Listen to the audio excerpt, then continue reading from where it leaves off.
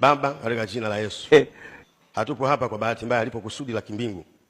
Umefika wakati binti huyu umemletea mumewe zawadi. Mke ni zawadi na mume ni zawadi. Uliyepanga kuolewa naye wamepeperusha wa kukuoa.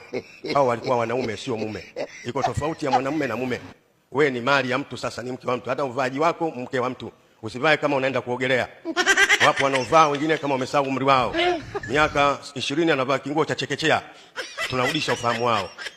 Huwezi kuvaa taulo ukafungia ndoa. Kila vazi na mahali pake, hata ile vaguta vai suti. Yesu wasaidie, fungua ufahamu wao. Huyu ni mali ya mtu sasa. Aisikilize sauti ya mumewe.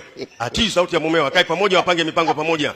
Tunawakomboa na maroho ya kulisi ya ukoo. Kizazi cha 3 na cha 4, roho za kuachana, roho za mafarakano na magomvi na maneno kama amekunywa supu ya ulimi wa mbuzi.